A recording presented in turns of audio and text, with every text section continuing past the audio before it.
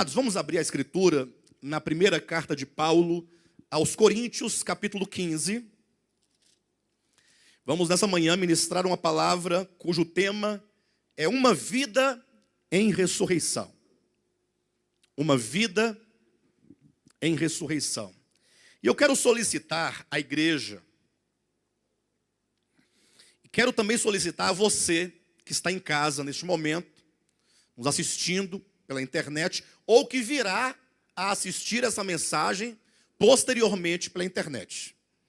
O que eu quero solicitar? Que você pegue a sua Bíblia e deixe sempre aberta, para que tudo que nós aqui declararmos acerca de Deus, acerca da sua vontade, que você possa verificar na Escritura. Que você abra a sua Bíblia e leia, mas leia com seus próprios olhos. E não somente leia a referência, o versículo, mas que de preferência você leia todo o texto. Nós vamos ler aqui talvez 4 ou 5 versículos, mas que você tenha aí, que você possa ler todo o capítulo 15. Faça a sua própria leitura. Faça como aqueles judeus bereanos, que conforme em Atos capítulo 17, versículo 11, diz que eles ouviam atentamente as palavras do apóstolo Paulo. Olha, era do apóstolo Paulo. E então eles acolhiam aquela palavra, eles recebiam de bom coração aquelas palavras. Porém, ao chegarem em suas casas, eles faziam a conferência daquelas palavras com a Escritura. Diz a Bíblia que os bereanos colocavam à prova o falar do apóstolo Paulo, verificando se o que ele havia dito era de fato daquela maneira, segundo as Escrituras.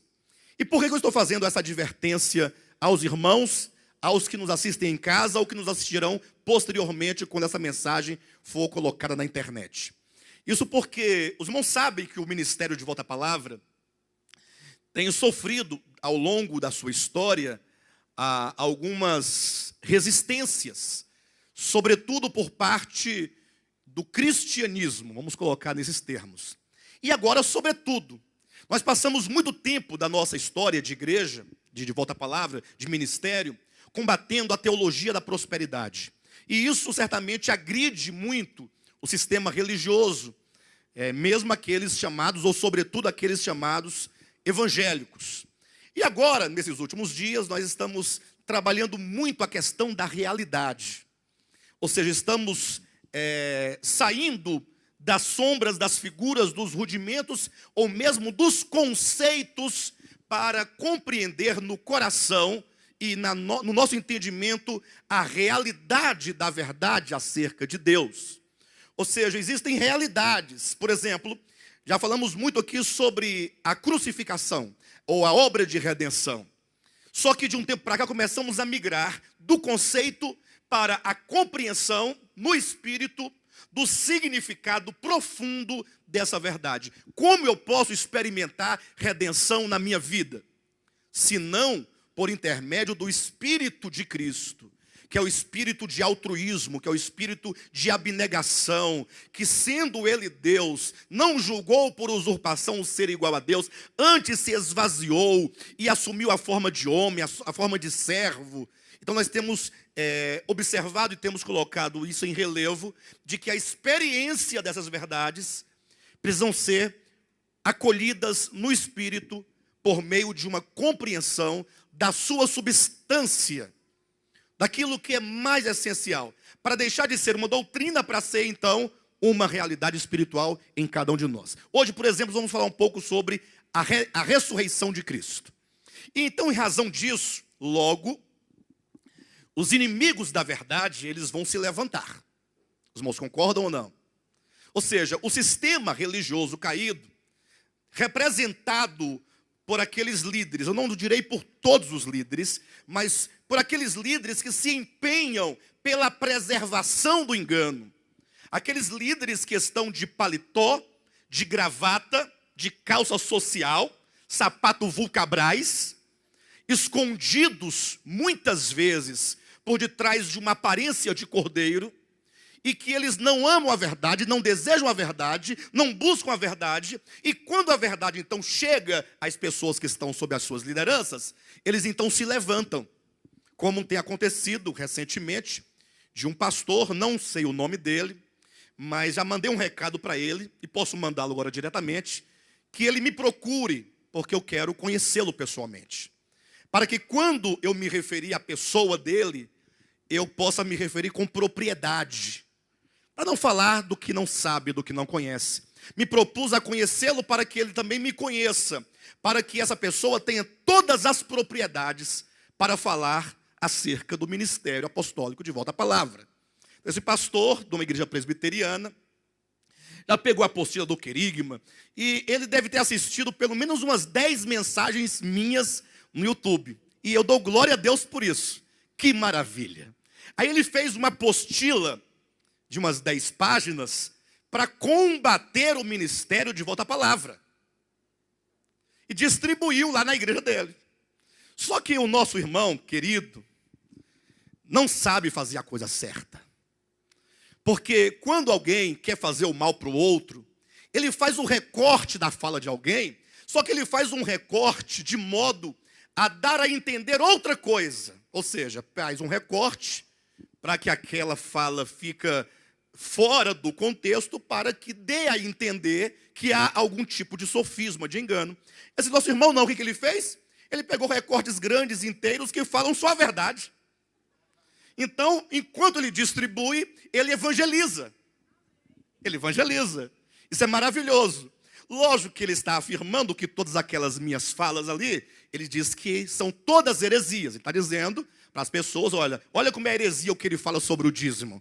Olha como é heresia o que ele fala sobre o cristianismo. Olha como é heresia o que ele fala sobre isso. E coloca a fala e manda a pessoa consultar no vídeo, dando o nome do vídeo, da data e mesmo os minutos e segundos em que é dito aquilo. O que ele deixou de fazer, que aí já é falta já ou de entendimento, ou de conhecimento, ou talvez seja maldade, aí eu não posso falar o que é que ele diz, o bispo Alexandre diz que o dízimo não é um mandamento no Novo Testamento. Mas quem diz não sou eu, é a própria Escritura que diz. Lógico que eu estou reproduzindo aqui esse falar. Só que a questão é, quando alguém afirma algo, precisa abrir a Escritura. Não basta que você diga que o Papa é do demônio. Você tem que dizer que é do demônio, porém você tem que dizer quais são os aspectos segundo a Escritura. Não é segundo a presbiteriana, não é segundo a Assembleia, não é segundo a IURD, não é segundo a Igreja Católica, não é segundo a tua cabeça. É segundo a Escritura. Porque a Escritura é a única fundamentação que um verdadeiro cristão tem para apoiar a sua fé. Saiu da Escritura, você está dentro de um mero dogma, de uma mera tradição, de um mero costume, senão numa doutrina de homens. Então eu quero pedir aos irmãos, sobretudo, deste ministério, aos irmãos que também acompanham o ministério, que ao ouvir a Escritura, que os irmãos abram a Bíblia, leiam, façam a verificação. Não se deixe levar pelas palavras eloquentes, pelos discursos, seja de quem for. Quem quer que diga algo, o seu falar precisa ser passado pelo crivo da Escritura. Amém, queridos? Então fica assim, dessa maneira, tá bom? Fica assim, nós vamos verificar tudo na palavra de Deus. O objetivo nosso é que os irmãos que amam a palavra, que amam a verdade, possam ter um caminho seguro para trilhar. A questão é, vocês não devem estar aqui por nenhum motivo, ou não devem estar em qualquer outro lugar por qualquer motivo que seja. Nós devemos amar a verdade e sermos discípulos de Cristo, seja aqui ou seja em qualquer outro lugar. Ame a verdade e tenha a Escritura como sendo a única fonte direta, concreta, de consulta acerca da revelação de Deus. Só para os irmãos terem uma ideia, uma das questões que ele colocou, que diz que é uma heresia, diz que o ministério de Volta à Palavra, na pessoa do seu líder, não aceita toda a Escritura como palavra de Deus. É engraçado? Não aceita toda a Escritura como palavra de Deus. Né? Os irmãos verem como é que é o sofisma, né? Mas tá bom, vamos lá então. Dado o meu recado, vamos seguir adiante. Uma vida em ressurreição. 1 Coríntios, capítulo 15, versículos 12 a 19, diz assim esse texto. Ora, se é corrente pregar-se que Cristo ressuscitou dentre os mortos, como, pois, afirmam alguns dentre vós que não há ressurreição de mortos? E se não há ressurreição de mortos, então Cristo não ressuscitou. E se Cristo não ressuscitou, é vã a nossa pregação e vã a nossa fé. E somos tidos por falsas testemunhas de Deus, porque temos asseverado contra Deus que ele ressuscitou a Cristo, ao qual ele não ressuscitou, se é certo que os mortos não ressuscitam. Porque se os mortos não ressuscitam, também Cristo não ressuscitou. E se Cristo não ressuscitou, é vã a vossa fé, e ainda permaneceis nos vossos pecados. E ainda mais, os que dormiram em Cristo pereceram. Se a nossa esperança em Cristo se limita apenas a esta vida, somos os mais infelizes de todos os homens. Amém, igreja? Bem, nós estamos aqui, nós lemos agora uma porção do capítulo 15 de 1 Coríntios, que é o capítulo de toda a Escritura que trata de maneira apologética acerca dessa grande verdade que é a ressurreição dos mortos. E eu sei que os irmãos já devem ter atentado para isso, que o Evangelho de Jesus Cristo, ele tem um lastro sobre o qual ele se sustenta. Sem esse lastro, qualquer outra verdade do Evangelho perde o seu efeito, perde o seu poder. Quando se fala do Evangelho, nós, aqui do século 20, 21, esse cristianismo aqui da ponta, né, geralmente enfatiza a morte de Cristo. A cruz de Cristo é o símbolo do cristianismo. Entretanto, nos tempos dos apóstolos, no tempo da igreja primitiva, no primeiro século, isso ficou muito claro, sobretudo quando os apóstolos eles abordam a veracidade do Evangelho, colocando-o como o poder de Deus para a salvação, e não somente como uma filosofia, ou como um mito, ou uma história qualquer, mas colocando enquanto um fato que ocorreu historicamente, mas que tem o poder de alterar a história dos homens para sempre. Coloca-se sempre a ressurreição de Cristo como centro do Evangelho. Ora, por que é a ressurreição de Cristo o centro do Evangelho e não a morte de Cristo representada pela sua cruz? Simples, porque que ele morreu, isso é natural que aconteça. Porque não somente ele morreu, mas todos morrem. Então, é lógico, nós sabemos que a morte de Cristo, ela tem um efeito eterno, ela tem um efeito transcendente, não é uma mera morte de um mero homem. Mas enquanto os homens que olham para a morte de Cristo na cruz, eles só podem ver, a priori, somente a morte de uma pessoa. Então, a morte em si mesmo, ela não é capaz de provar nada, absolutamente. Senão a ressurreição, porque se é fato que alguém morreu, no caso Cristo morreu, como todos morrem, até aí tudo bem. Mas agora, sair dentre os mortos em ressurreição e voltar para o Pai, esta é a grande questão e, portanto, a grande prova de que o Cristo de Deus, ou Jesus de Nazaré, é de fato a manifestação corpórea do Cristo de Deus. E isso, inclusive, foi dito pelo próprio Jesus. Quando, certa ocasião, ele foi questionado pelos líderes religiosos do seu tempo, quando disseram assim, dá-nos um sinal de que tu de fato és o Messias. Eles pediam um sinal, uma prova material de que ele era o Messias. E Jesus então respondeu dizendo, olha, nenhum sinal eu vos darei. Não darei nenhum sinal, senão o sinal de Jonas. Aí ele aponta para Jonas como um tipo que estava ali na história de Jonas, sobretudo no aspecto de ele ter sido tragado pelo grande peixe, ter descido ao mais profundo do abismo e de lá ter sido vomitado pelo grande peixe, voltado à vida. Nós temos aqui, portanto, um sinal, um símbolo da morte e ressurreição de Cristo. Jesus falou, assim como Jonas esteve 3 dias e 3 noites no ventre do grande peixe, assim o Filho do Homem estará 3 dias e 3 noites no coração da terra.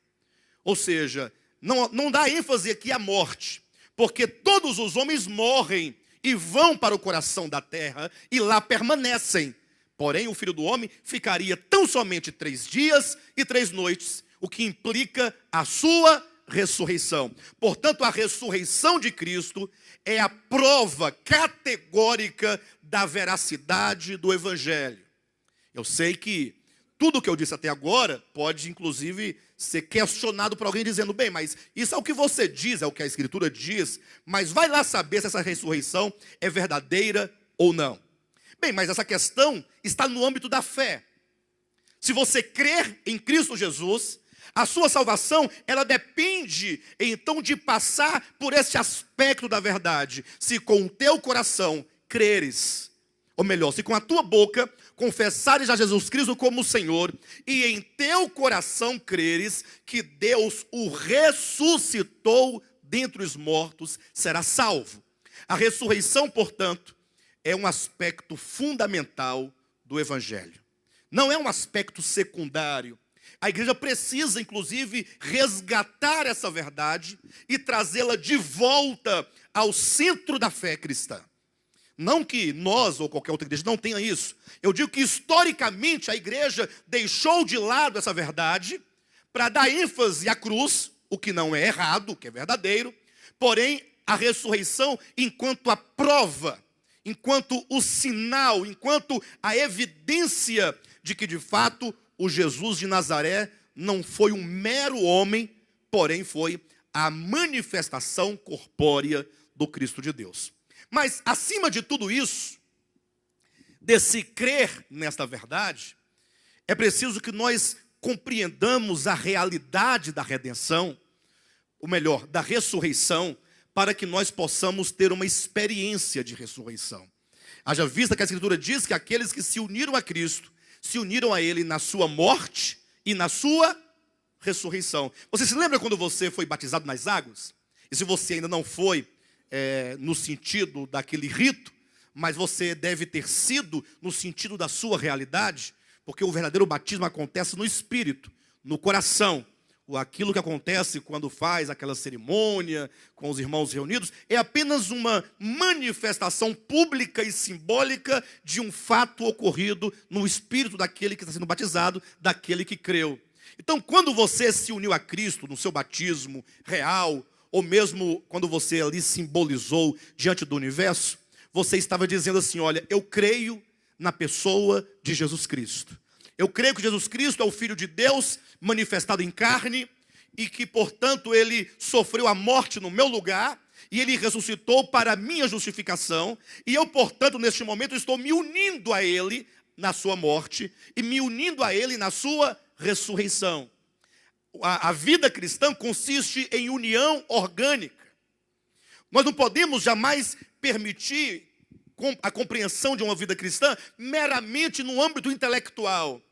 Você pode ter doutrinas verdadeiras. Você pode ter todo um manual de verdades escritas. Entretanto, é preciso, mais do que nunca, que nós avancemos do estágio do conceito para o estágio da realidade.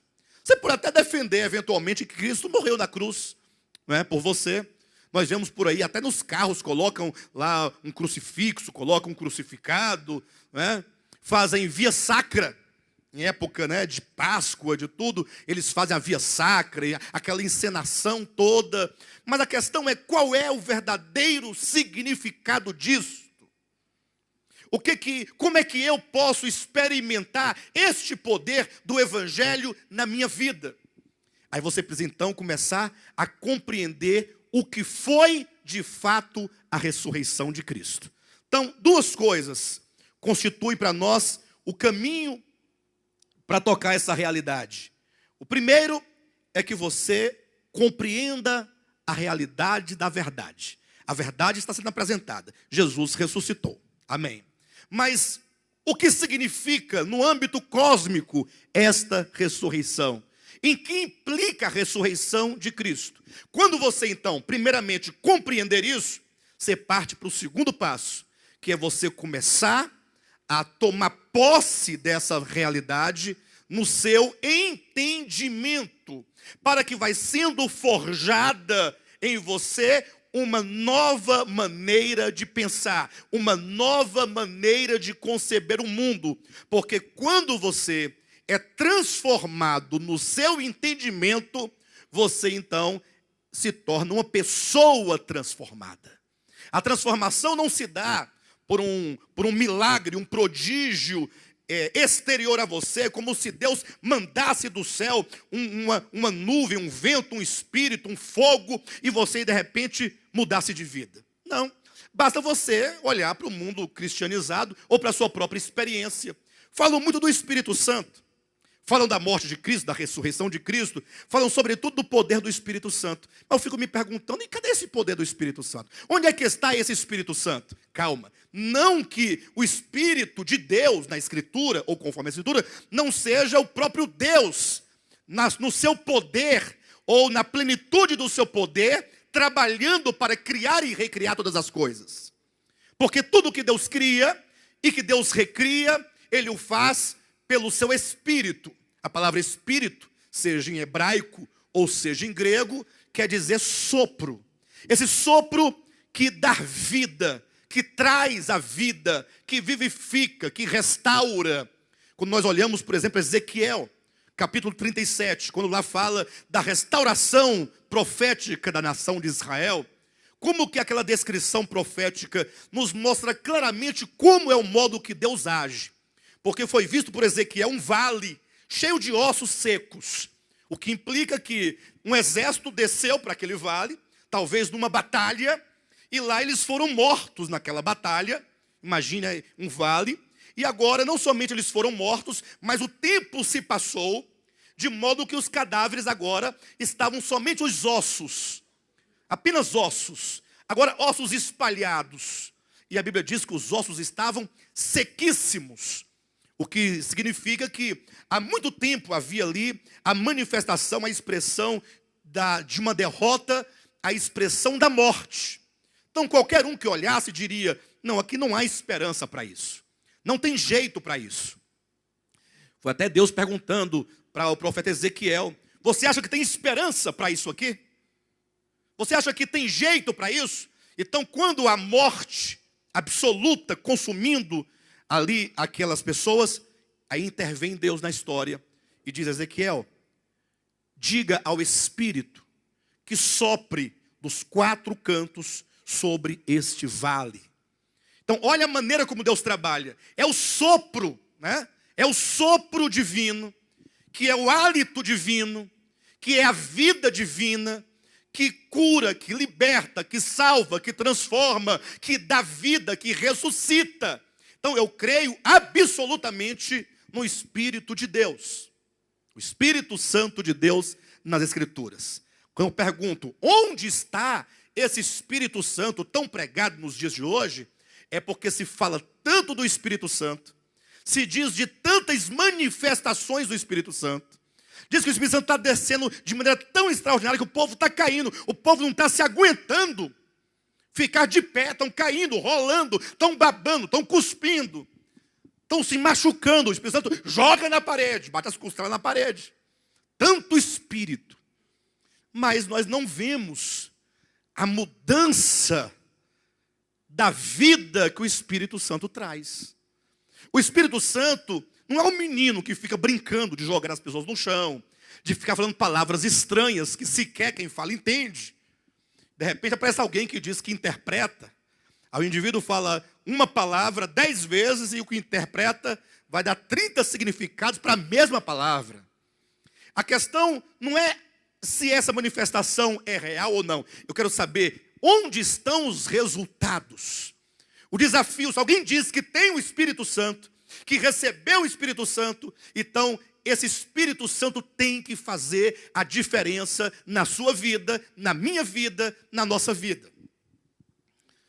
De modo então que isso só acontece quando você então ouve a palavra e você compreende a palavra. Não pense você que o fato de você se arrepiar num culto, Deus está te abençoando. Você pode estar até doente achando que é bênção de Deus. Está se arrepiando à toa. É? Ou pode ser até mesmo um espírito ruim, passando perto de você, se arrepia, pensa que é o Espírito de Deus. A questão é, Jesus disse em Mateus capítulo 7, versículo 24 a 27, acerca do homem que ouve e compreende as suas palavras. Então é preciso que você compreenda a verdade. A verdade não é algo subjetivo, não é algo místico. A verdade, ela passa pelo seu entendimento. Você tem que conhecer a Deus, conhecer a sua vontade, conhecer a sua palavra, conhecer a sua economia, o modo como ele faz as coisas, o que ele está fazendo. E uma vez compreendido, isso deve ser recebido como espírito e vida para te restaurar. Razão porque Jesus disse em João, capítulo 6, versículo 63, ele disse: as palavras, ou as minhas palavras, são espírito e são vida. Mas não é as minhas palavras enquanto fonemas ou grafemas, não. As minhas palavras é a mensagem que ele traz do Pai. Existe uma verdade que o Filho trouxe da parte do Pai e que precisa ser compreendida e assimilada e recebida. E quando isso então se estabelece no coração e na mente da pessoa, no seu espírito, então ele é transformado pelo poder dessa verdade. Então, falando sobre a ressurreição, eu estava em casa pensando essa mensagem e eu pensei, eu preciso separar aqui que sejam alguns pontos que sejam essenciais acerca da ressurreição. Para que você diga, Jesus ressuscitou, mas isso o que significa? Então eu trouxe 4 pontos apenas, lógico, poderíamos trazer muito mais de 4 pontos, mas eu separei 4 que eu julgo ser, pelo menos no nosso momento agora, serem eles os mais importantes. Então ouça com atenção, faça a verificação, e então você receba no seu coração essa palavra. A primeira verdade que a ressurreição nos traz, verdade essa que deve conduzir o nosso coração, conduzir a nossa alma, conduzir o nosso viver, o nosso andar, o nosso agir, é a consciência do maior efeito que aconteceu, que procedeu em ocasião da ressurreição de Cristo. Quando você olha para a morte de Cristo, você deve ver ali, conforme João Evangelho, anote o texto bíblico. Em casa vai ler. Você, meu querido pastor, se ouvir essa mensagem, não deixe de ler João capítulo 8. É depois de Mateus, Marcos e João. Ou melhor, Mateus, Marcos, Lucas, aí vem João. Capítulo 8, você lê o capítulo 8, você vai verificar lá. Quando você olha para a morte de Cristo, você não deve ver ali uma ação de um Deus tirano. Você não deve ver ali a ação de um Deus que se esconde por detrás de uma máscara chamada amor. Não, Deus é amor. Deus não tem amor e não tem uma veste que disfarça o seu caráter. Não, Deus é em essência amor. E portanto, quando Cristo estava na cruz, o seu filho estava na cruz, não era o pai que estava ali chicoteando, cuspindo, castigando o filho, porque disse que perdoaria os homens desde que descontasse a sua ira em alguém. Não. O próprio Jesus deixa muito claro em João capítulo 8, que quando o filho estava na cruz, ali era o cumprimento do desígnio de Satanás. Jesus disse para aqueles que queriam matá-lo: vocês dizem ser filhos de Abraão. Jesus disse: vocês dizem ser filhos de Deus. Mas se vocês fossem filhos de Deus, vocês não procurariam me matar. Antes vocês me amariam. Ou seja, o pai ama o filho. Quem deseja matar o filho, disse Jesus, é o diabo, que é homicida desde o princípio. E agora, por meio dos seus servos perversos, quer cumprir o seu desígnio de matá-lo. E, portanto, quando Cristo estava sendo executado na cruz do Calvário, ali acontecia uma batalha. A batalha entre o bem e o mal. A batalha entre a luz e as trevas. Essa batalha que começou lá na queda de Lúcifer. Toda a história do universo tem origem na queda de Lúcifer. De maneira que a cruz é apenas o ápice dessa batalha. Quando o maligno, cheio de mágoa no seu coração, cheio de inveja no seu coração, cheio de ódio contra Deus, descarrega sobre o Filho de Deus toda a sua ira. E Deus, ali encarnado em Jesus de Nazaré, naquele momento, também está lutando. Só que o modo de Deus de lutar é diferente do reino dos homens e do reino das trevas. O próprio Jesus falou assim, olha, no mundo os homens se assenhoram uns sobre os outros, e as autoridades se impõem sobre os outros. Mas no reino de Deus não é assim. No reino de Deus, o maior é aquele que serve. Jesus disse que no reino de Deus, aquele que perde é o que ganha. Aquele que perde a sua vida, ganha a vida. Ou seja, é um caminho inverso. Então Deus lutava contra o maligno ali na cruz do Calvário com a arma do amor.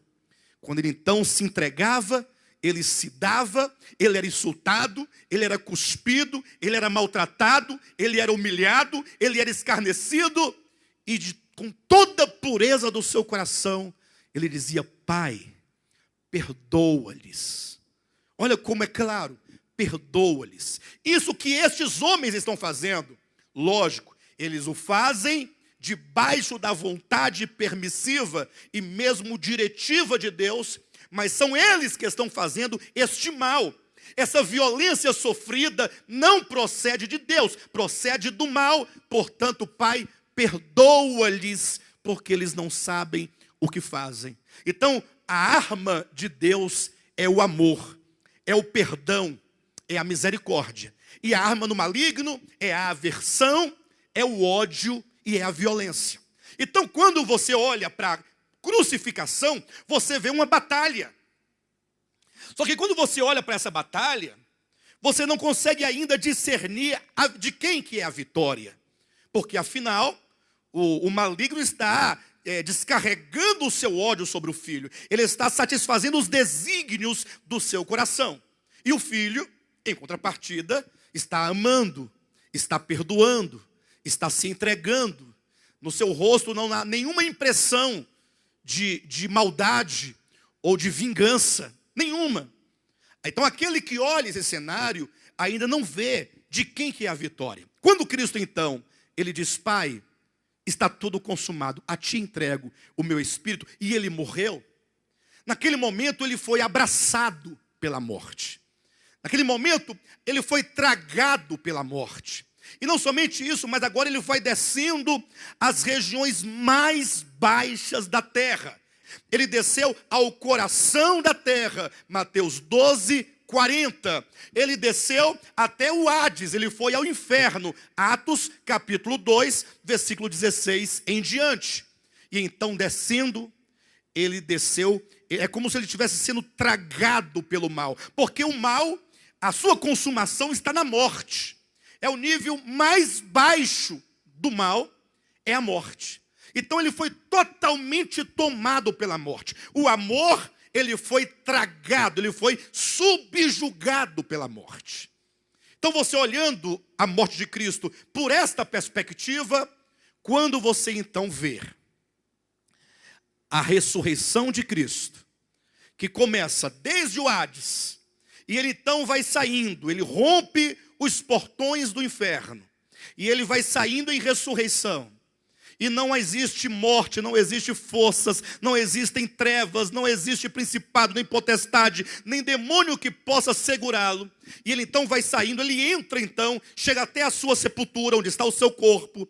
E ele entra vivificando aquele corpo, tirando daquele corpo toda a morte, toda a maldade, ou melhor, todo o traço da velha criação, todo o sofrimento, tudo aquilo que aquele corpo ali na morte expressava. Quando você olha para um cadáver, imagine só, o que você vê? Você vê beleza? Você vê vigor? Você vê vida? Não, você vê ali o mal no seu último estágio, que destrói. Aí vem o Cristo de Deus e começa a vivificar aquele corpo.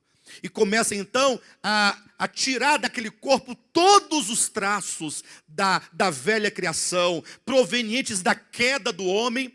E agora ele glorifica aquele corpo, sai em ressurreição da sepultura, E a ressurreição não para aqui, ele vai ascendendo, ele vai passando pelo primeiro céu, pelo segundo céu, pelo terceiro céu. E na medida que ele vai subindo, os anjos de Deus vão cantando: abram alas, que o rei da glória vai passar.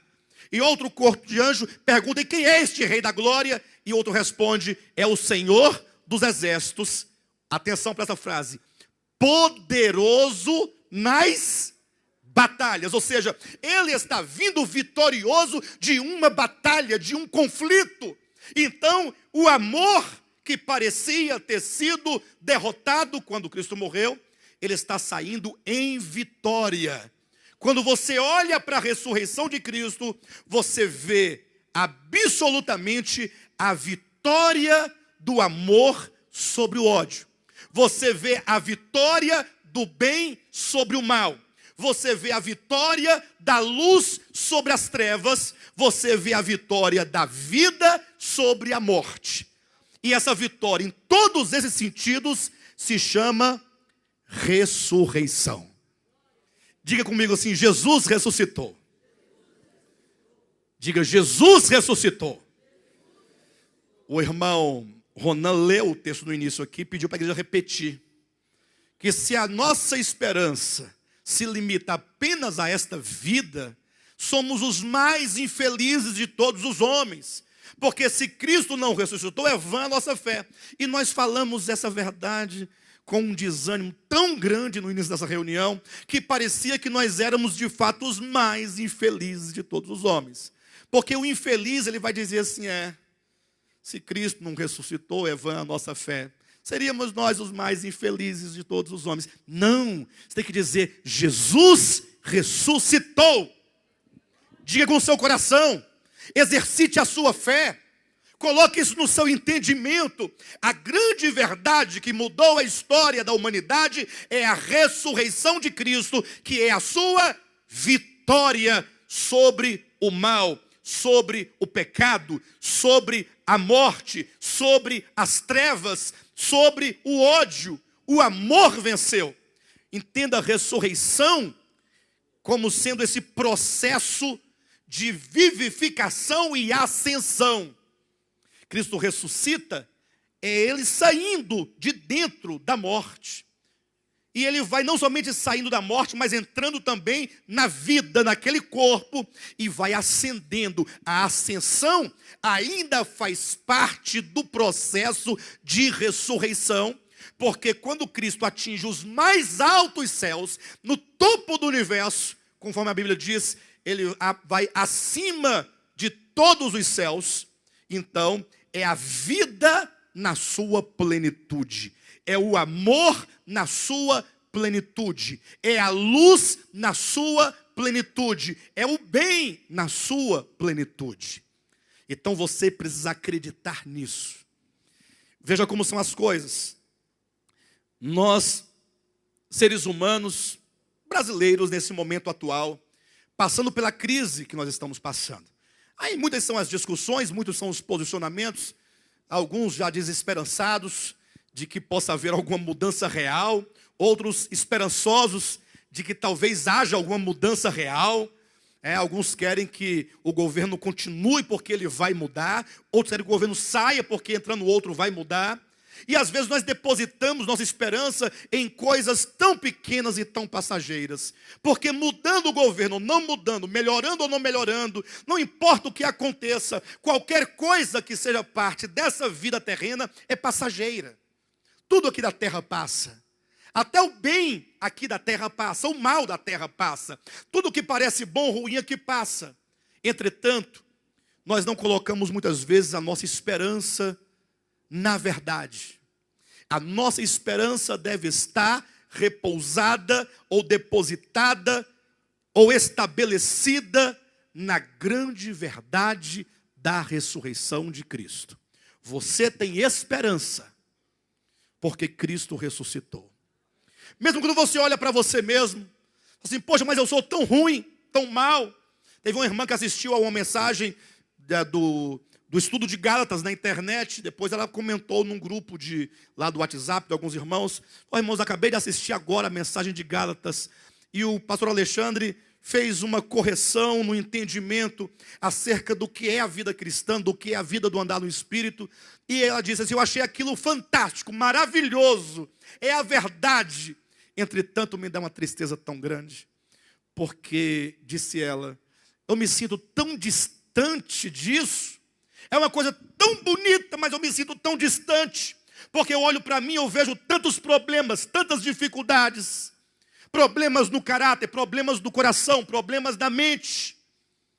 E às vezes a pessoa sincera, ela vai ao desespero, mas é bom desesperar. Só não pode desesperar ao ponto de querer desistir. Você se desespera porque você percebe que você em si mesmo não tem condição alguma. E isso é muito positivo. Todos nós temos que chegar ao ponto assim: eu não posso, absolutamente. Porque aí você desiste da sua própria santificação, da sua autoconversão, do seu autoaperfeiçoamento. Você desiste de você, isso é positivo. Entretanto, você então deve agora confessar: mas o mal já foi vencido pelo bem. O mal já foi vencido, diga isso. Coloca isso no seu entendimento. Coloca isso no seu coração. A ressurreição de Cristo começa por aí. O meu entendimento acerca da ressurreição não é simplesmente dizer: Jesus ressuscitou. Amém, ressuscitou. Mas o que significa isso? Significa que as trevas já foram vencidas. Portanto, essas trevas que porventura estejam ainda no seu coração, e as trevas que ainda porventura estejam no meu coração, já foram vencidas. Já foram vencidas. Pastor, mas está aqui ainda me incomodando. Eu sei, mas o tempo dela está contado. Porque aquele que começou boa obra em vós, ele há de completá-la. Ele vai completar essa obra, absolutamente. Porque a obra já está feita em Cristo. É só uma questão de tempo. E ainda que você, com a sua dureza, retarde esse tempo, você não se livrará da ação de Deus na sua vida. Porque Deus já estabeleceu toda uma economia e Ele te espera lá no reino milenar para tratar com o seu coração. E com o meu coração. Mas quem sabe nós não possamos experimentar isso antes do reino milenar, para sermos arrebatados antes da grande tribulação, gozarmos de 3 anos e meio no trono de Deus, descermos com Ele para os ares, para o tribunal de Cristo, sermos ali então julgados, aprovados, e então descermos com Ele em glória, para estabelecer sobre toda a terra o seu reino de paz, de equidade e de justiça. Reinaremos sobre nações durante os 1000 anos. Que maravilha! Mas você só vai vencer se você começar a compreender essa verdade, assimilar essa verdade e estabelecê-la no seu coração. Aí você não vai ficar mais murmurando: ah, mas é porque eu não dou conta. Ah, essa palavra tem um padrão muito alto. Ah, ninguém dá conta. Não, é assim mesmo. Tá bom, eu estou convencido, eu não vou reinar mesmo, eu vou para as trevas mesmo, o importante é que eu estou salvo. Para! Você não pode confessar isso, porque esta não é a nossa confissão. A nossa confissão é: Jesus ressuscitou. Aproprie-se desta verdade. Declare esta ressurreição para que você possa andar em ressurreição. Amém? O segundo aspecto acerca dessa verdade da ressurreição, abra sua Bíblia em Romanos capítulo 4, versículo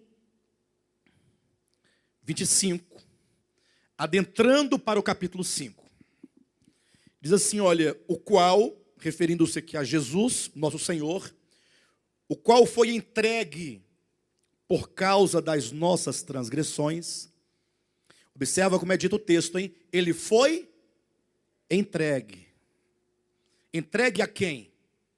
Aos homens maus, ao império das trevas. Ele foi entregue por causa das nossas transgressões, e ressuscitou por causa da nossa justificação.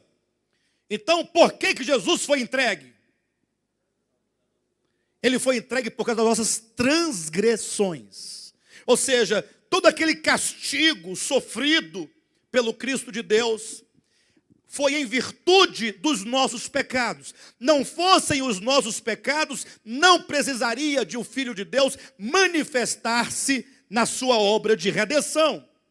São nossos pecados que fez com que tudo isso ocorresse. Entretanto, é dito que ele ressuscitou por causa da nossa justificação. O tema justificação, ou melhor, a verdade acerca da justificação, é uma verdade atrelada e consequente da ressurreição de Cristo. O texto é claro, não fosse a ressurreição de Cristo, não teríamos nós sido justificados. Pastor, o que é a justificação? O que essa verdade implica na minha experiência? Muito simples, e não somente muito simples, mas muito grave a não compreensão deste ponto, porque os cristãos, na sua maioria, por não compreenderem tão grande verdade, eles vivem uma vida fraca e uma vida frágil, cheia de medos e cheia de acusações. Isso porque nos foi ensinado que nós devemos fazer de tudo dentro daquelas doutrinas que foram dadas a nós para poder garantir a nossa salvação. Ou seja, nós fomos ensinados que o caminho da salvação, ou melhor, aliás, o caminho da aceitação, da nossa aceitação diante de Deus, depende das nossas obras humanas. Os irmãos já ouviram isso? Que nós devemos nos aproximar de Deus, temos que estar adequados. De maneira que, inclusive, o rito da ceia ou do partir do pão, que se faz nas igrejas, ele é cheio de acusação, e é cheio de pressão, e é cheio de olhares um para o outro. Vou ficar aqui, eu vou ver, quero saber só se aquele irmão vai comer do pão. Se ele comer do pão, aí é brincadeira, né, pessoal? É brincadeira, tudo bem, que nós somos todos pecadores. Agora, aquele irmão não. Agora, por que aquele irmão não? Não, porque ele é pecador. Ou porque ele tem muitas coisas que eu sei da vida dele, eu sei que o torna indigno de comer deste pão. E aí fica aquela cerimônia, aquela reunião de acusação de um lado, de desprezo de outro e de um orgulho em outros corações, porque muitos se sentem preparados, se sentem santificados, porque pelo menos naquele exato momento, supostamente ele está de acordo com os padrões ali estabelecidos. O pior é que a pessoa sincera e que não entende a verdade acerca da ressurreição ou da justificação, ele sabe no fundo do seu coração que ele não é adequado. Você sabe que você não é adequado. Lógico, nós nos esforçamos por ser adequados. E nós até queremos ser adequados. Mas esforçar-se por ser adequado e você fazer de tudo para ser adequado não te torna efetivamente, organicamente, ontologicamente adequado. Porque você pode ser adequado com as suas dívidas. Você compra e você paga. Você fala, eu sou íntegro porque eu pago as contas. Aí quando você vê logo um irmão que não tem essa sua integridade, porque o irmão é mala sem alça, né? O irmão é sem futuro, ele não paga. E às vezes paga, mas demora, e é muito sofrimento para pagar R$15. Isso porque o outro fica na cola, né? Ou você paga, ou você não se livra do outro. Agora, Casas Bahia, como só manda carta, você não paga. O dono da Casa Bahia não vai na sua casa, manda só uma cartinha, manda um nome para o SPC, mas para você é fichinha, vai passando. Aí o santarrão, ou melhor, o íntegro que paga, ele olha para você e ainda fala assim, eu não sei como é que esse irmão, como é que essa igreja deixa esse irmão ajudar, distribuir o pão. Ainda conversa com o outro, sabe aquele irmão que está ali agora, com a bandeja de pão na mão, distribuindo? Pois é, você imagina. Não tem integridade, porque não paga o que deve. Pastor, você quer dizer então que o irmão que não paga o que deve pode distribuir o pão? Olha a pergunta. Na verdade, nós vamos ter que fazer um filtro para saber quem é que pode distribuir o pão. Talvez só você possa, você vai fazer sozinho, tudo sozinho. Você pega o pão, você parte o pão, você serve todo mundo o pão, depois você pega o vinho, diz, só você pode. Porque você tem integridade na conta, no pagamento das dívidas. Ah, sim, mas talvez você tenha se esquecido que te falta integridade, sua língua é grande. Você tem uma língua de vaca, aquele linguão. Você é correto nas dívidas, mas é incorreto no procedimento para com o outro. Você fala mal da vida dos outros e você fala mal no suporte da tua integridade. Ou seja, o outro vai ficando cada vez mais como eu poderia colocar? Tá, você vai pintando aquela pessoa, como faziam, digamos, na Idade Média, quando matava um cristão como herege, colocava nele máscaras de demônio, para que as pessoas vissem aquelas máscaras e pudessem vincular aquela fisionomia com a pessoa. Então você vai pintando a pessoa de demônio, mas você vai justificando aquela pintura a partir da sua integridade. Você mata o outro para você poder viver. Para que a sua luz brilhe, você apaga a luz do outro. Então isso também não te torna adequado para distribuir o pão. Ou seja, segundo o teu preceito. Ou talvez você não tenha língua grande, mas você é aquela pessoa no coração magoada e ferida, incapaz de perdoar. Ou seja, qual dos homens pode de si mesmo dizer, eu sou adequado no espírito, na alma e no corpo? E em relação aos homens, e em relação a Deus, no meu coração, no meu pensamento, nas minhas intenções, eu sou puro e, portanto, aceitável diante de Deus. Quem pode dizer isso? Como ninguém pode dizer isso, então entra Deus em ação com a obra da justificação. Ele enviou o seu filho, que se fez homem, entrou no ventre de Maria, nasceu como um bebezinho, ele foi bebê, ele teve a tenridade, foi crescendo, ficou rapazinho, teve uma vida humana sobre a terra, e essa vida humana foi uma vida sem dolo algum, uma vida sem defeito algum, sem pecado algum. Jesus nunca falou mal de uma pessoa. Ele é totalmente perfeito, totalmente justo. Nunca teve uma mágoa no coração, uma ira no coração, uma maldade que fosse, uma perversidade, um pensamento mau contra alguém, uma mágoa, uma retaliação. Ele foi um homem puro, ele é Deus corporificado na terra. Por isso que Paulo diz que nele nós vemos a imagem real de Deus. Ele é a imagem real. Quer saber quem é Deus? Olhe para Jesus Cristo. Não olha para Moisés, não. Nem para Abraão, nem para Isaac, nem para Jacó, nem para Adão, nem para o Alexandre, nem para ninguém. Não olhe nem para você. Olhe para Jesus Cristo. Ele é o homem perfeito. Aí agora, na obra de Deus de redenção, quem crer nele? Quem crer neste homem? Mas não é crer no Jesus de Nazaré do cristianismo, não. Pastor, não estou entendendo nada, não é a mesma coisa? Não, é porque o Jesus do cristianismo é apenas uma figura mítica. Eles o têm como um homem que veio, que nasceu, que morreu. Se você crer nele, está salvo. Não, crer em Jesus, conforme João, anota aí, não deixa de anotar não, vão dizer que eu estou dizendo heresia. João, capítulo 1, versículo 12. Crer em Jesus é o mesmo que recebê-lo. Ah, mas eu recebi. Você recebeu? E cadê? Quem recebeu? Ah, eu recebi. Você colocou ele aonde? Você recebeu, e cadê o Cristo que você recebeu?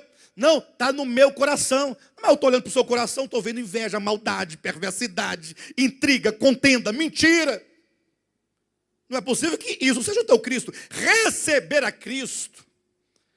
Mas como é que é esse negócio de receber a Cristo? Ah, eu aceito Jesus. Bem, então eu recebo a Cristo. O outro, faça comigo essa oração. Senhor, Senhor, vai repetindo. Neste momento, eu entrego a ti o meu coração. Entra para dentro de mim, habita, amém. Pronto, está salvo. Não, irmãos, não é assim. Não é um rito, não é uma reza. É uma convicção. A fé é uma convicção. Quando eu creio em Cristo e quando eu recebo a Cristo, eu estou dizendo, eu compreendo no meu coração, na minha alma, no meu entendimento, que a única solução para o mundo é o amor. E esse Cristo é o amor encarnado. É esse amor vivido, é esse amor manifestado. A única solução para o homem é a verdade, e esse homem é a verdade corporificada. Eu entendo que não há outro caminho, é a mensagem que envolve o Cristo, até porque o Cristo de Deus é o Logos é a palavra, e essa palavra, portanto, é a verdade. Então você não acredita no ódio, ou acredita? Acredita no ódio? Quem aqui acredita no ódio? Vamos ver se você acredita no ódio ou não. Quem acredita na vingança? Quem aqui acredita? Não, numa boa. Quem acredita na vingança? Na vingança. Você vai ver. Você vai ver. Tudo bem que agora, mas um dia eu te pego, eu desconto. Quem acredita na vingança? Está certo. Isso não é positivo, mas está certo dizer, eu acredito na vingança. Porque a pessoa que acredita na vingança não é aquele que diz se acredita ou não acredita. É aquele que guarda no coração a mágoa e fica na expectativa, esperando aquele dia. Você quer ver uma vingança de um coração autossantificado? Quer ver? Estou aqui olhando para essa igreja. Deixa comigo, irmãos. Estou orando por vocês, viu? Vocês não perdem por esperar. Quando Jesus voltar, eu vou ver vocês sendo rejeitados pela vossa negligência. Jesus dirá, apartai-vos de mim, lançai-o nas trevas exteriores. Eu vou ver. Isso é vingança. Isso é vingança. Só que é uma vingança em nome de Deus, chancelado com o nome de Deus. Você coloca a chancela de Deus na vingança, na sua maldade. Jesus não diz assim, ele diz, Pai, perdoa-lhes. Pai, tende misericórdia. Jesus disse, olha, ainda que seja o teu pior inimigo, ore por ele e abençoe a ele. Você não tem que dizer, deixa quieto. Jesus vai voltar, meu filho. E quando ele voltar, virá com seus exércitos, cavalo de fogo.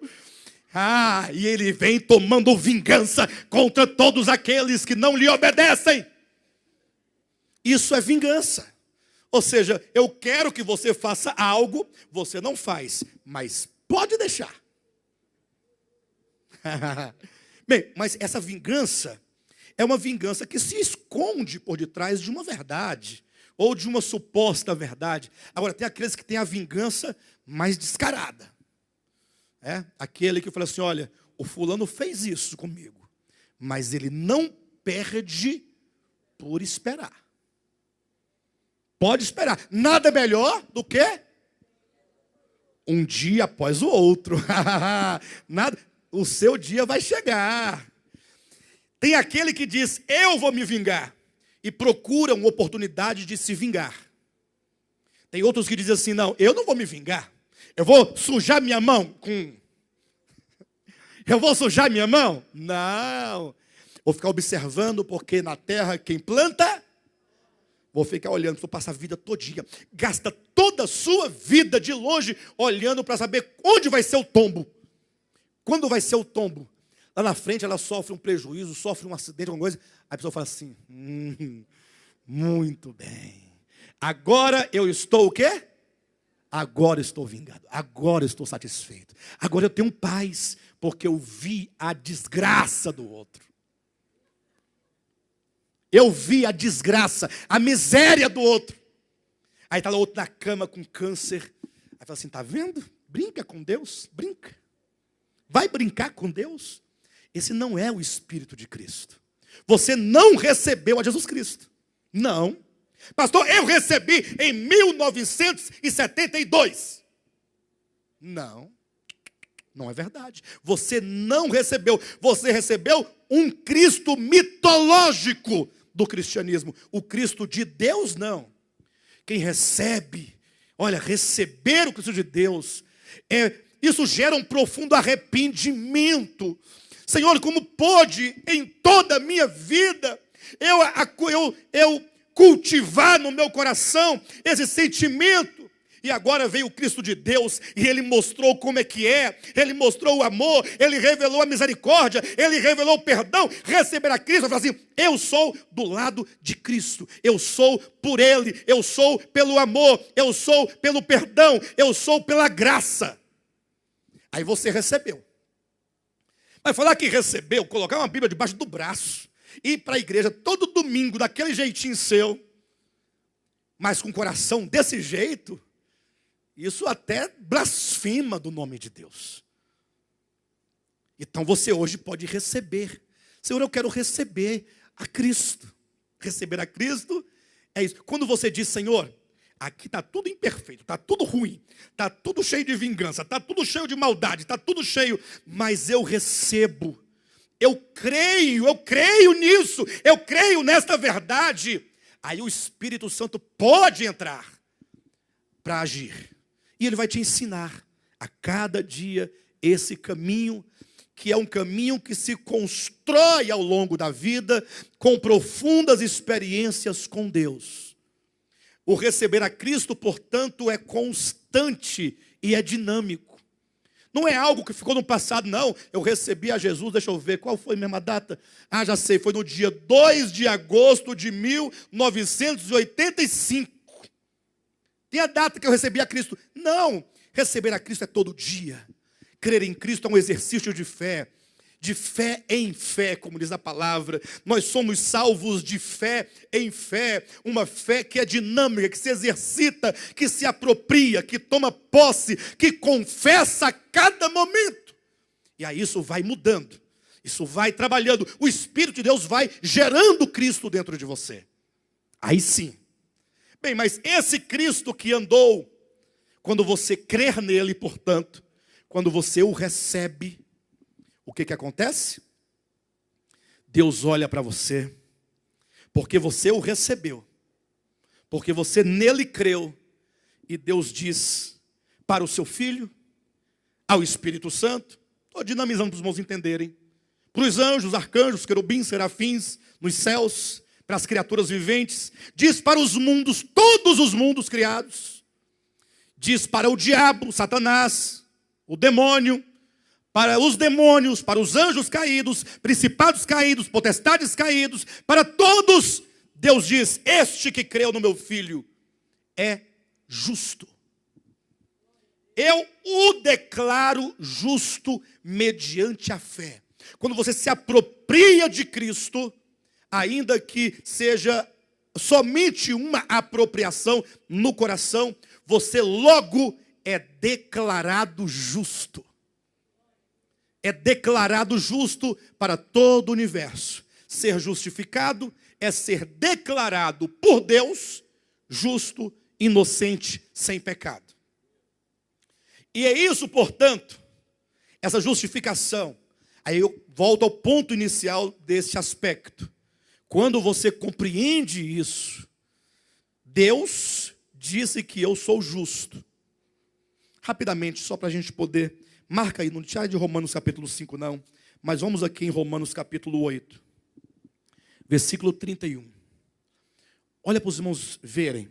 Que diremos, pois, à vista destas coisas? Disso que nós estamos dizendo agora. Que diremos, pois, à vista destas coisas? Do que Cristo realizou por você. Do que Deus fez por você. Se Deus é por nós, se Deus é por nós, quem será contra nós? Ou seja, se Deus disse que você é justo, se Deus te declarou justo diante do universo, se Deus é por você, se Ele diz isso, a pergunta é, quem será contra você? Quem será? Você mesmo? Seu marido, sua esposa, seu filho? Seus irmãos, seus vizinhos? Seus parentes? O irmão de igreja? A igreja A, B, Deus disse que você é justo. Se Deus é por nós, quem será contra? Quem será? Agora, imagine só, olhem para mim todo mundo, por gentileza. Imagine a mulher pecadora. Ou melhor, aquela mulher de João capítulo 8. A mulher pega no flagrante ato de adultério, a mulher adúltera. O que os irmãos acham daquela mulher? Numa boa. Pecadora, mas o que vocês acham da mulher prostituta? Pecador todo mundo é. Agora, e a mulher prostituta? Que pegou o marido daquela irmã fulana, também pegou o marido da outra irmã, da Beltrana, o filho da Cicrana, né? E aí? O que você acha daquela mulher adúltera? E o pior, veio congregar conosco. A irmã veio congregar conosco. Aí ninguém fala o nome dela. Fala, não, aquela irmã pega no flagrante de adultério. Ué, mas não está lá no livro de Mateus? Quando vem na genealogia de Cristo, quando vai citar lá o nome de Betseba, não fala Betseba. Aquela que teve um filho de Salomão. Ó. Ou melhor, de Davi, que é Salomão, desculpe-me. Aquela de quem nasceu Salomão, filho de Davi. Parece que é para lembrar. É para lembrar o pecado. Aí ela vem com a mulher adúltera. O que vocês acham da mulher adúltera? Sabia que na semana que vem, essa irmã vai partir o pão aqui na frente? Ai, não. Não basta ser mulher, tem que ser a mulher adúltera. E agora? Tem irmão que vai se revoltar e vai parar de congregar. Eu não aceito. Tudo bem, pode até congregar, mas partir o pão já é demais. Mas está aqui, se Deus, que é Deus, disse para aquela mulher, eu não te condeno. Se Deus a declara inocente, aí você dá aquele sorrisinho de canto, inocente, mulher adulta inocente. Hã? Hein, Roger? Mulher adulta inocente. Mulher adulta inocente, irmão, o que vocês acham? A mulher adulta é inocente? Responde. É inocente? Qual o nome que você dá para ela? Não diga. Mas se Deus, que é Deus, é por ela, quem será contra ela? Me responde. Você? Deus disse que ela é justa. Deus disse que ela é inocente. Deus disse, eu declaro e decreto que a mulher pega no flagrante ato de adultério, está perdoada e ela é justa. Se Deus é por nós, quem será contra nós? Versículo 32, aquele que não poupou o seu próprio filho, antes por todos nós o entregou, porventura não nos dará graciosamente com ele todas as coisas? Ou seja, qual é o maior bem que Deus possui? O maior bem é o seu filho. Os irmãos entendem essa linguagem, né? Uma linguagem pedagógica para os irmãos compreenderem. Qual é o maior bem que Deus tem? É o filho amado, o filho eleito. Não tem nada maior para o pai do que o seu filho. Mas se ele entregou o seu maior bem, ele vai te negar o quê? Ele já te deu o tudo. Vai porventura te negar as demais coisas? Versículo seguinte, 33. E aqui, cadê a mulher adulta? Vem cá, levanta. Tá aí não? Tá não. Quem intentará acusação contra os eleitos de Deus? Pastor, não entendi nada. Você começou falando de ressurreição, já está em justificação. O que tem a ver uma coisa com a outra? É porque Cristo ressuscitou por causa da nossa justificação. Portanto, a ressurreição de Cristo implica esta verdade. De modo que experimentar a ressurreição, provar a ressurreição, crer na ressurreição, é tomar posse dessa verdade. Portanto, pare de acusar o outro.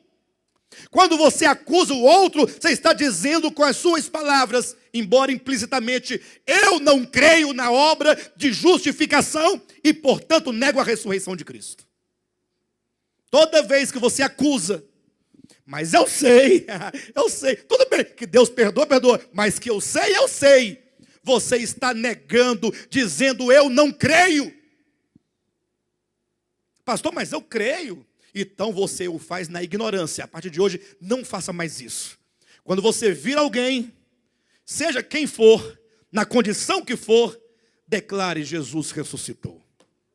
O que tem a ver, pastor? É porque ele ressuscitou por causa da justificação dessa criatura. E portanto, porque eu creio na ressurreição, creio consequentemente na justificação, e juntamente com Deus declaro: essa pessoa é justa, essa pessoa, ela é inocente. Aí o outro vai: mas você sabe que não é. Luta contra essa carne velha nossa, porque a nossa carne não crê, tá, irmãos? Quem crê é o seu coração e o seu espírito. Essa carne, ela ainda é muito perversa. Ela é muito perversa.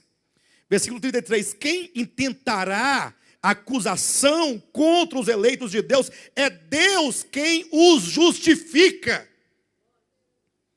Se Deus justifica, você vai dizer o que para Deus? Que Deus está errado? Então vai dizer para ele que Deus está errado. Vai lá, bate na porta dele.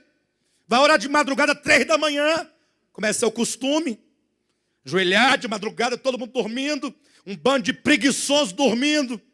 Você é o único santo que se levanta 3 da manhã. Dobra os joelhos. Ainda diz, de joelho é melhor. Depois ainda fala, de madrugada a fila é menor. Aí vai dizer para Deus: Deus, quero ser honesto com o Senhor. O Senhor sabe que eu sou uma pessoa honesta, justa, íntegra, que desvio meus olhos do mal. Tu tens visto a minha vida, Pai Santo, como eu tenho feito, por onde. Não faço isso, não faço aquilo outro, não toco aquilo outro. Pelo contrário, dou o dízimo de tudo quanto tenho, oro 3 vezes por semana, inclusive às 3 da madrugada, Senhor. Hoje acordei um pouquinho atrasado, acordei 3:01. Mas o Senhor sabe que nós somos falhos. Mas, Senhor, quero dizer uma coisa para ti. O Senhor está errado. Porque o Senhor justificou aquela pessoa. Aquela pessoa não merece. Ela nem mesmo está nem aí para o Senhor. O Senhor já justificou assim de graça. O Senhor tem que rever, Senhor, os seus conceitos. Tem que rever aí a sua obra. Porque aquele fulano não é como eu. Olha para mim, Senhor. Vai dizer isso para ele. Quem sabe ele não te taca um raio. Aí você fala assim: pastor, você foi pego na sua própria palavra. E fui mesmo. Fui pego na minha palavra. Porque já se manifestou um lapso de vingança. Dizendo: Deus vai mandar um raio na sua cabeça. Enquanto deveria dizer: Senhor, tem misericórdia desse santarrão. Tadinho do bichinho. Pensa que é, mas não é. Os irmãos perceberem o quanto que nós precisamos do Senhor. É 1 minuto, é 1 segundo, logo o seu coração se manifesta. O meu coração se manifesta. Você nem percebe a vingança, nem percebe a ira, porque até quando você fala acerca de uma verdade, é possível que você acabe olhando com um olhar diferente para aquele que não aceita aquela verdade. Bem, os irmãos verem como é que são as coisas, né? Versículo 34. Quem os condenará? É Cristo Jesus quem morreu, ou antes quem ressuscitou, o qual está à direita de Deus e também intercede por nós.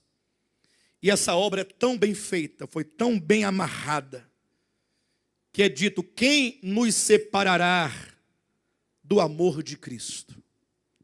Não é quem nos separará do nosso amor por Cristo, não. É quem nos separará do amor de Cristo.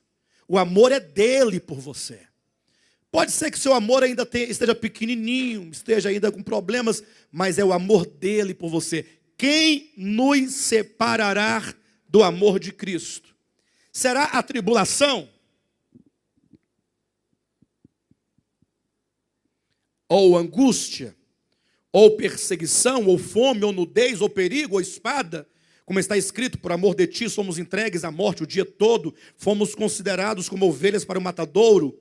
Em todas estas coisas, porém, somos mais que vencedores por meio daquele que nos amou. Ou seja, quando nós nos deparamos com todas as perseguições, com todas as dificuldades, com tudo aquilo que supostamente diz, você não vai conseguir, ele diz, em todas estas coisas, porém, somos mais que vencedores. Você é mais que vencedor. Pastor, o senhor me desculpe, eu até acho boa a sua palavra, mas eu não estou sendo mais que vencedor. Não, mas você não é mais que vencedor porque você é mais que vencedor, não. Em todas essas coisas somos mais que vencedores por meio daquele que nos amou. Ou seja, o amor dele é tão grande que mesmo você sendo derrotado, você está vencendo. Porque a garantia não está na tua vitória, está no amor dele.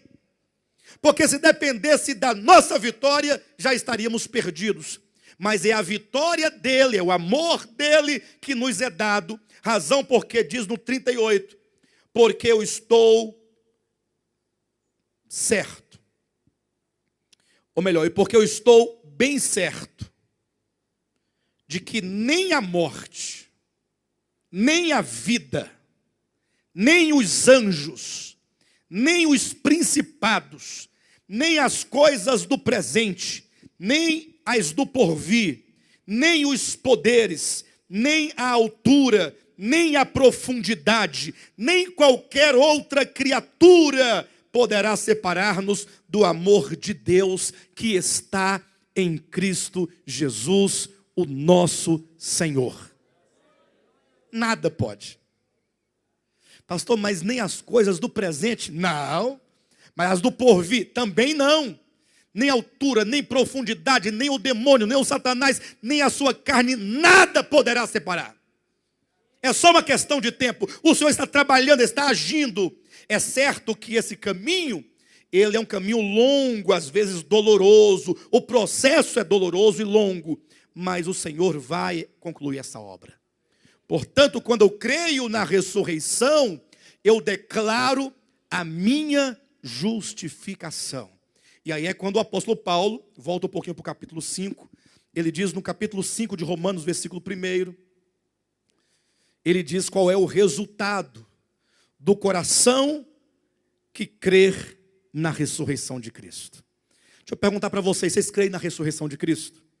Cristo ressuscitou mesmo? Coloque isso dentro do seu coração, saia daqui hoje diferente do modo como você entrou aqui. O que acontece quando alguém toma posse da realidade da redenção?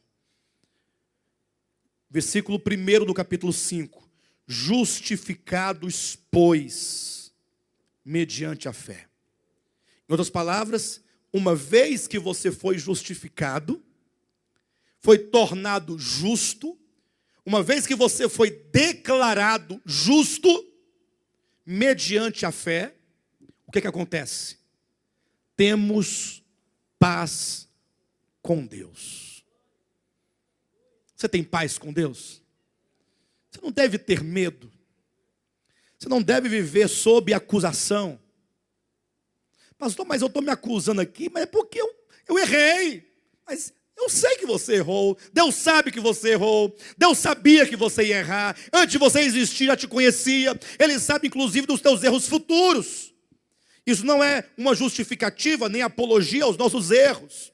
Mas isso é uma maneira de você começar a caminhar por fé. Deixar de caminhar pelas suas próprias obras. Porque quem caminha e confia nas suas próprias obras, essa pessoa não tem paz com Deus. Porque quando você erra, você perde a paz. Quando você escorrega, você perde a paz. Quando você briga com alguém, você vai brigar com alguém.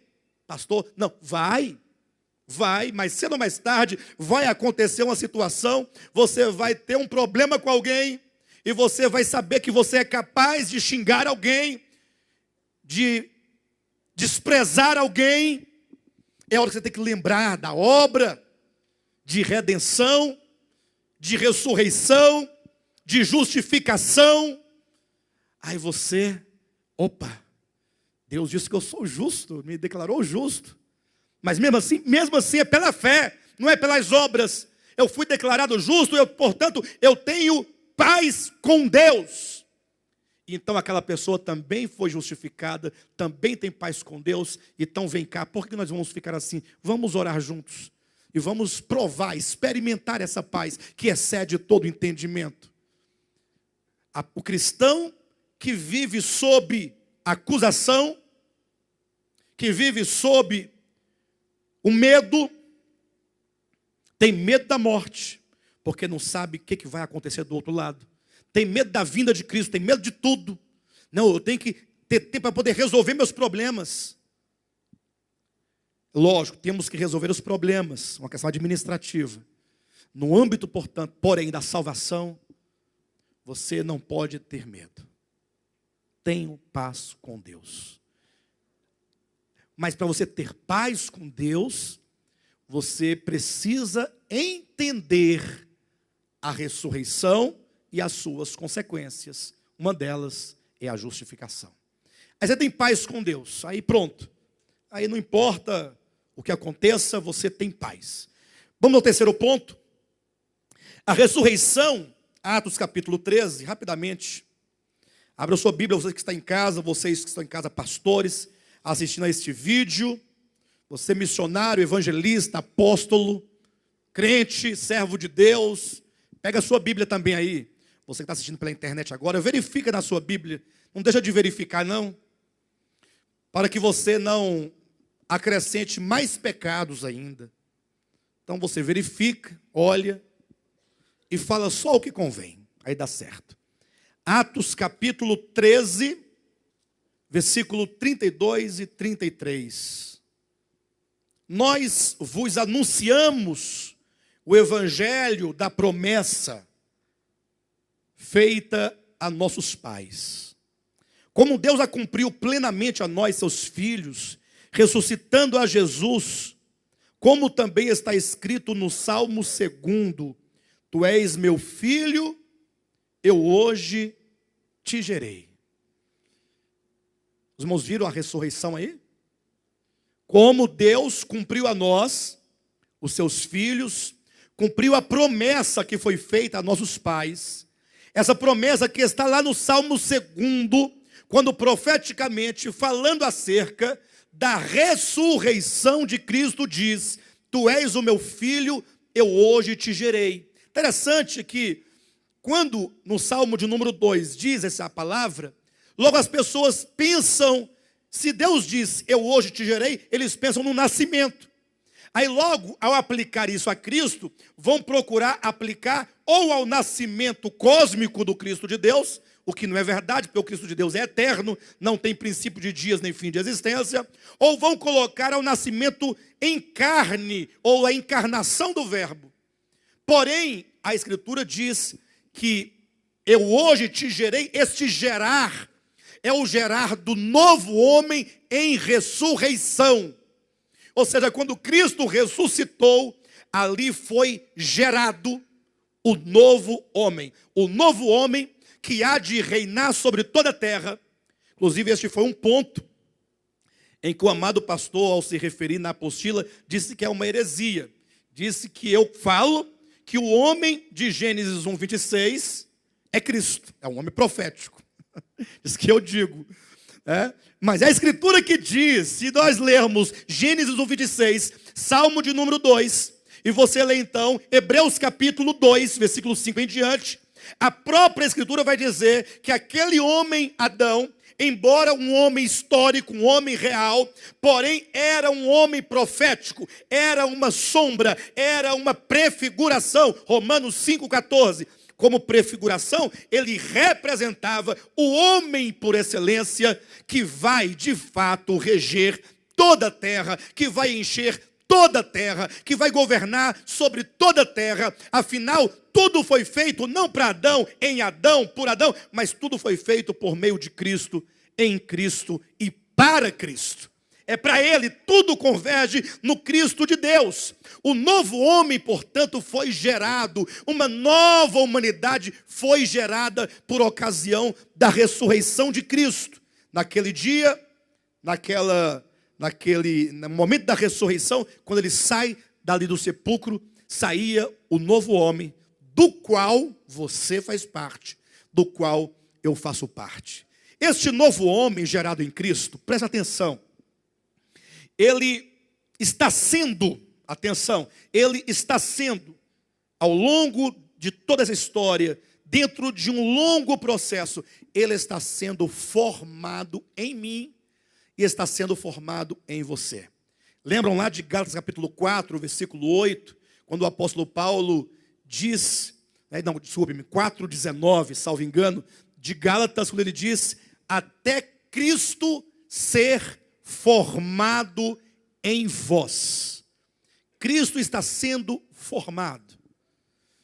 Sim, como é um processo, talvez você não se sinta ainda adequado, ou você não sinta algo formado de Cristo. O fato é que esse processo, ele é lento mesmo.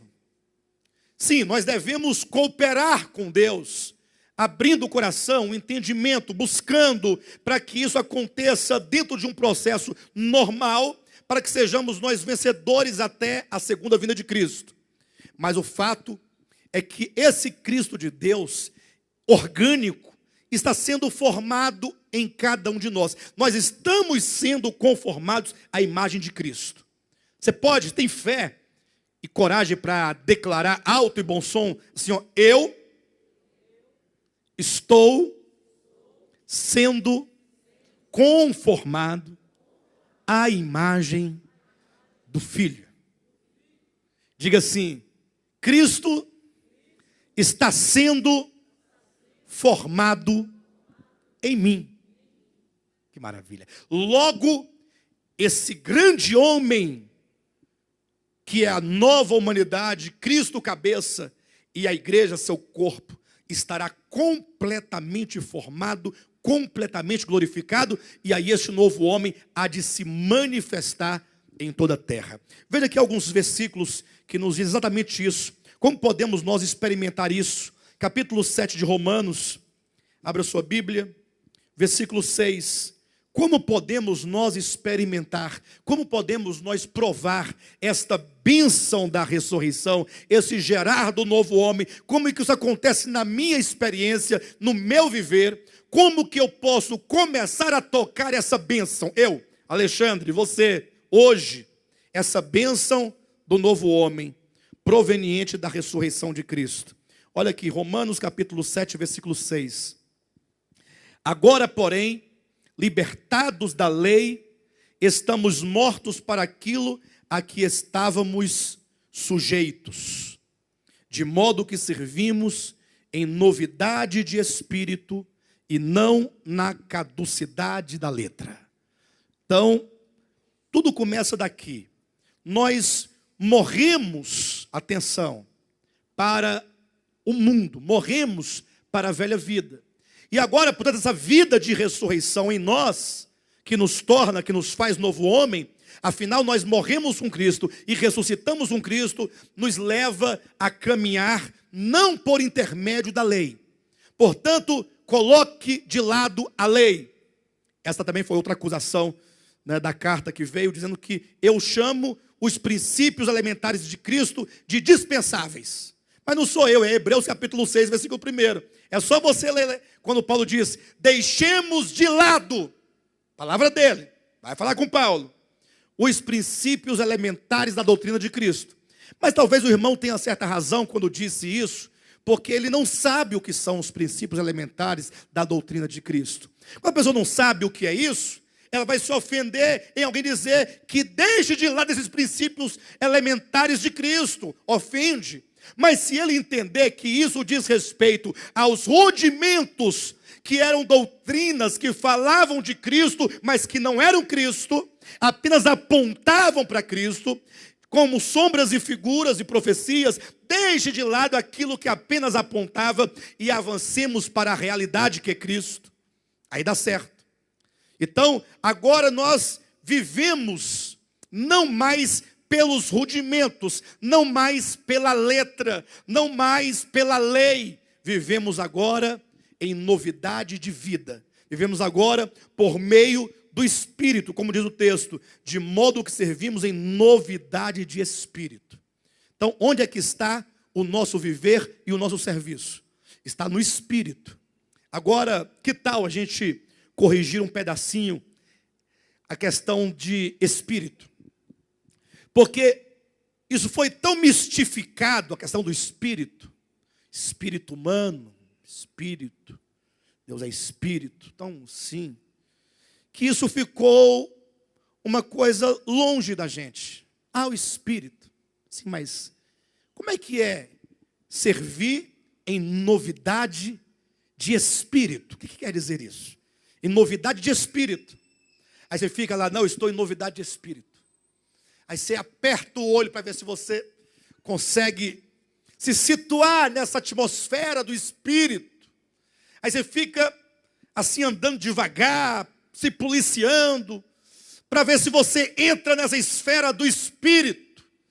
Aí você gera um espírito artificial. Você gera, na verdade, uma mera ilusão, porque fica algo distante.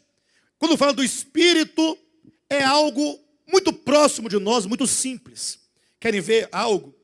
Abra aqui a sua Bíblia em Efésios capítulo 4. E veja como é que é simples. Efésios capítulo 4, versículo 22. Abra a sua Bíblia. Os irmãos devem ler a Escritura, devem conferir na Escritura. No sentido de que, quanto ao trato passado, vos despojeis do velho homem. Atenção. Aqui não está dito que nós devemos nos despojar? Ou não? Vos despojeis do velho homem, que se corrompe segundo as concupiscências de quê? Olhe para mim. Onde é que está? Vamos colocar 3 pontos. Entenda isso em nome de Jesus, que vai facilitar a sua vida. Está aqui, ó. Despojeis do velho homem. Primeiro ponto. Eu tenho que me despojar do velho homem. Me livrar desse velho homem. Segundo, esse velho homem se corrompe. Esse velho homem, ele se corrompe, ele se destrói.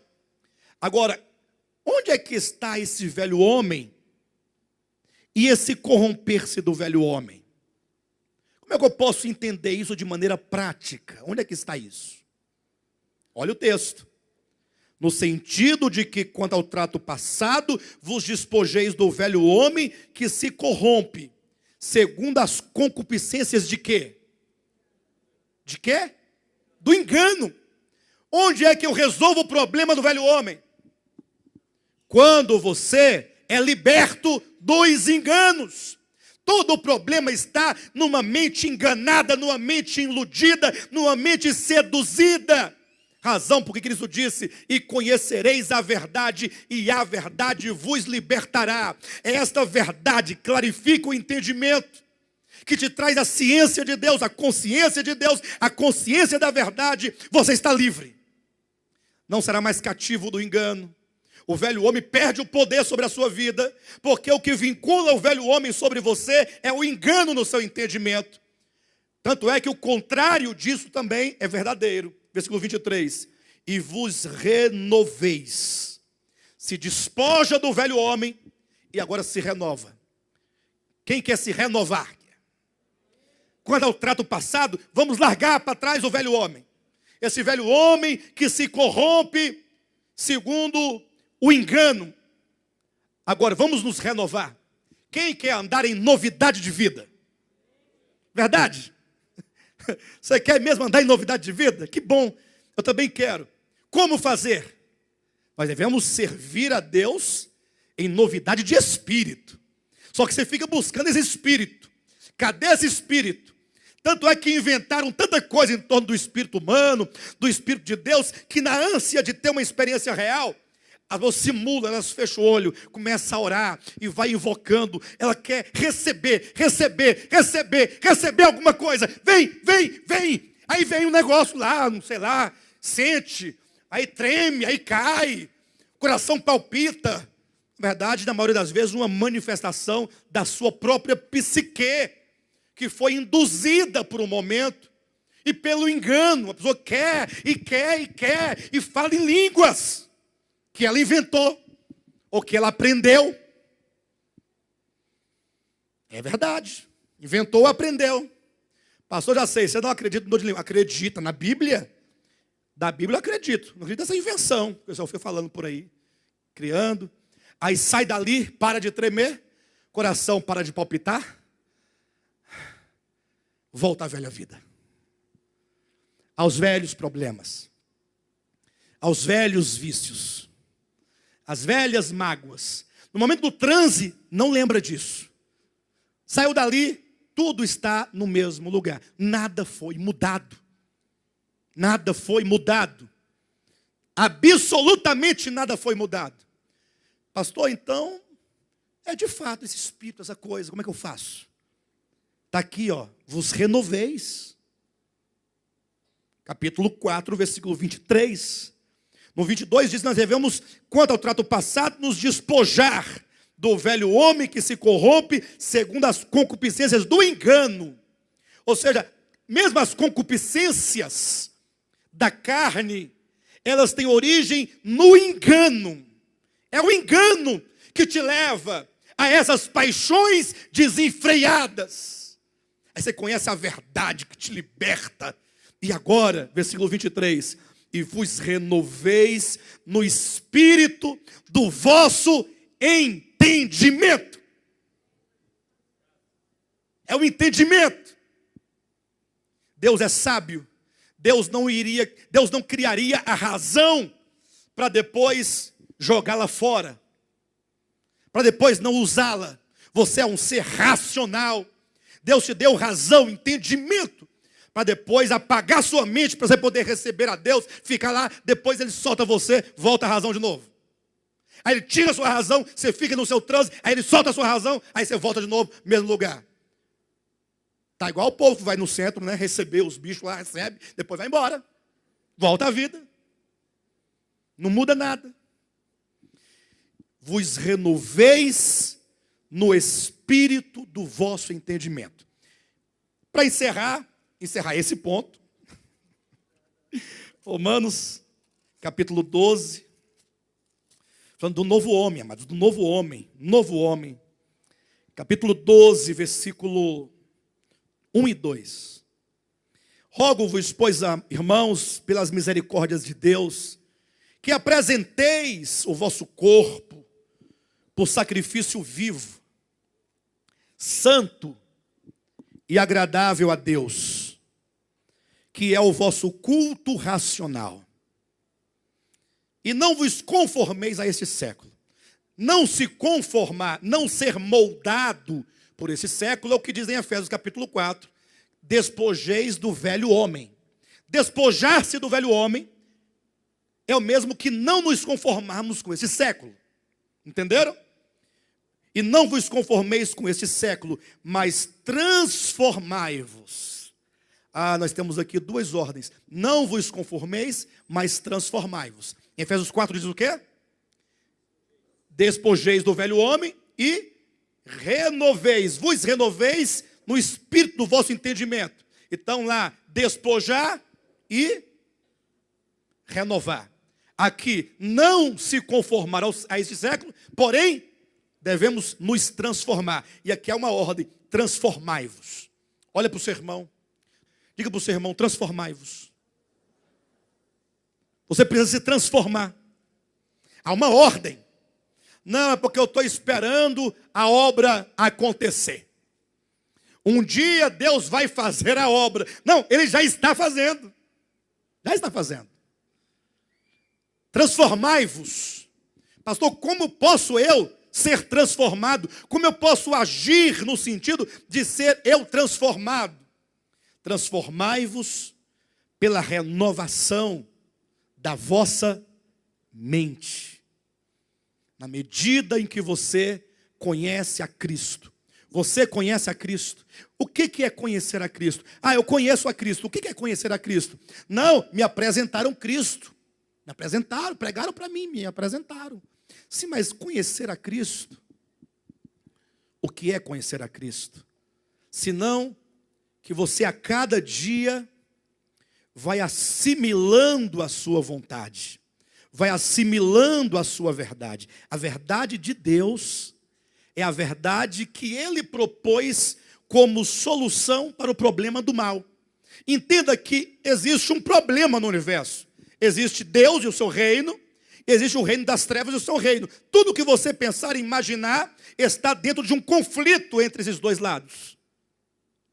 O diabo disse: eu colocarei o meu trono acima das estrelas dos céus e serei semelhante ao Altíssimo. E para isso vou fazer o que for preciso. E aí ele começa a agir com mentira, com engano, com ódio, com aversão, com violência, não é isso ou não? Aí Deus diz: eu vou resolver o problema do universo, eu vou resolver esse problema. E eu vou mostrar como se resolve isso. Deus é amor, aí Ele vai resolver isso, pela via daquilo que Ele próprio é, no seu próprio ser.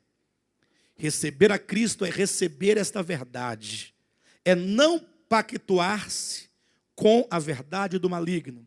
Ainda que muitas vezes ela esteja dentro de nós, na carne, agindo, nos puxando para lá, você tem que ir recebendo Cristo, e aí você vai se renovando. Não se conforme ou vos conformeis, vos amoldeis a esse sistema deste mundo, às operações deste mundo, ao espírito deste mundo, ao caminho deste mundo, às soluções deste mundo. Tudo deste mundo é perverso. Você tem que ir se transformando, moldando a sua mente, renovando a sua mente pela verdade de Cristo. Transformai-vos pela renovação da vossa mente. Sabe para quê?